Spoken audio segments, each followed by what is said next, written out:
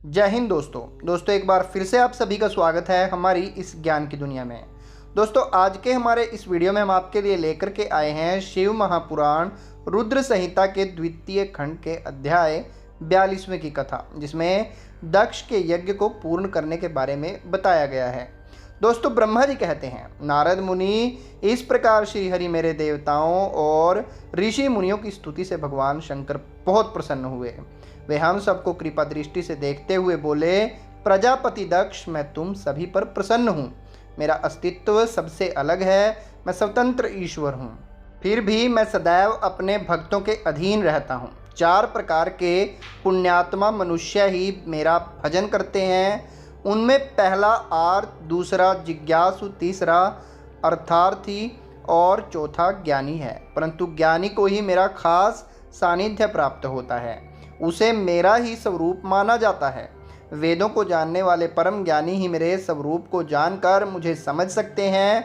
जो मनुष्य कर्मों के अधीन रहते हैं वे मेरे स्वरूप को नहीं पा सकते। इसलिए तुम ज्ञान को जानकर शुद्ध हृदय एवं बुद्धि से मेरा स्मरण कर उत्तम कर्म करो। हे दक्ष, मैं ही ब्रह्मा और विष्णु का रक्षक हूँ। मैं ही आत्मा हूँ। मैंने ही इस संसार की सृष्टि की है। मैं ही संसार का पालन करता हूँ। मैं ही दुष्टों का नाश करने के लिए संहारक बन उनका विनाश करता हूँ। बुद्धिहीन मनुष्य जो कि सदैव सांसारिक बंधनों और मोह माया में फंसे रहते हैं, कभी भी मेरे साक्षात्कार नहीं कर सकते। मेरे भक्त सदैव मेरे ही स्वरूप का चिंतन और ध्यान करते हैं। हम तीनों अर्थात ब्रह्मा, विष्णु और रुद्रदेव एक ही हैं। जो मनुष्य हमें अलग न मानकर हमारा एक ही स्वरूप मानता है, उसे सुख, शांति और समृद्धि की प्राप्ति होती है। परंतु जो अज्ञानी मनुष्य हम तीनों को अलग अलग मानकर हम में भेदभाव करते हैं, वे नरक के भागी होते हैं। हे प्रजापति दक्ष, यदि कोई श्रीहरि का परम भक्त मेरी निंदा या आलोचना करेगा या मेरा भक्त होकर ब्रह्मा और विष्णु का अपमान करेगा, उसे निश्चय ही मेरे कोप का भागी होना पड़ेगा। तुम्हें दिए गए सभी शाप उसको लग जाएंगे। भगवान शिव के इन वचनों को सुनकर सभी देवताओं, ऋषि मुनियों तथा श्रेष्ठ विद्वानों को हर्ष हुआ और दक्ष भी प्रभु की आज्ञा मानकर अपने परिवार सहित शिव जी की भक्ति में मगन हो गया। सब देवता भी महादेव जी का ही गुणगान करने लगे। वे शिव भक्ति में लीन हो गए और उनके भजनों को गाने लगे। इस प्रकार जिसने जिस प्रकार से भगवान शिव की स्तुति और आराधना की, भगवान शिव ने प्रसन्नता पूर्वक उसे ऐसा ही वरदान प्रदान दिया। तत्पश्चात भक्त वत्सल भगवान शंकर जी से आज्ञा लेकर प्रजापति दक्ष ने अपना यज्ञ पुनः आरंभ किया। उस यज्ञ में उन्होंने सर्वप्रथम शिव जी का भाग दिया। सब देवताओं को भी उचित भाग दिया गया। यज्ञ में उपस्थित सभी ब्राह्मणों को दक्ष ने सामर्थ्य के अनुसार दान दिया। महादेव जी का गुणगान करते हुए दक्ष ने यज्ञ के सभी कर्मों को भक्तिपूर्वक संपन्न किया। इस प्रकार सभी देवताओं, मुनियों और ऋत्विजों के सहयोग से दक्ष का यज्ञ सानंद संपन्न हुआ। तत्पश्चात सभी देवताओं और ऋषि मुनियों ने महादेव जी के यश का गान किया और अपने अपने निवास की ओर चले गए।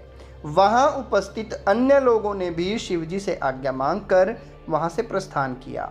तब मैं और विष्णु जी भी शिव वंदना करते हुए अपने अपने लोक को चल दिए। दक्ष ने करुणानिधान भगवान शिव की अनेकों बार स्तुति की और शिव जी को बहुत सम्मान दिया। तब वे भी प्रसन्न होकर अपने गणों को साथ लेकर कैलाश पर्वत पर चल दिए। कैलाश पर्वत पर पहुंचकर शिव जी को अपनी प्रिय पत्नी देवी सती की याद आने लगी। महादेव जी ने वहां उपस्थित गणों से उनके बारे में अनेक बातें की। वे उनको याद करके व्याकुल हो गए। हे नारद, मैंने तुम्हें सती के परम अद्भुत और दिव्य चरित्र का वर्णन सुनाया। यह कथा भोग और मोक्ष प्रदान करने वाली है। यह उत्तम वृतांत सभी कामनाओं को अवश्य पूरा करता है। इस प्रकार इस चरित्र को पढ़ने व सुनने वाला ज्ञानी मनुष्य पापों से मुक्त हो जाता है।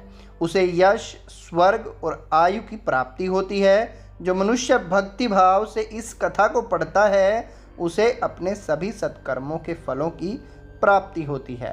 तो यहाँ पर समाप्त हो जाता है द्वितीय खंड रुद्र संहिता का। आगे हम आपको बताएंगे अगले वीडियो में श्री रुद्र संहिता के तृतीय खंड के अध्याय 1 व 2 की कथा। तो बने रहिएगा हमारे साथ, कल फिर आएंगे लौटकर। जल्द ही मिलेंगे आपको फिर से एक और नए वीडियो के साथ। तब तक के लिए जय हिंद, जय भारत।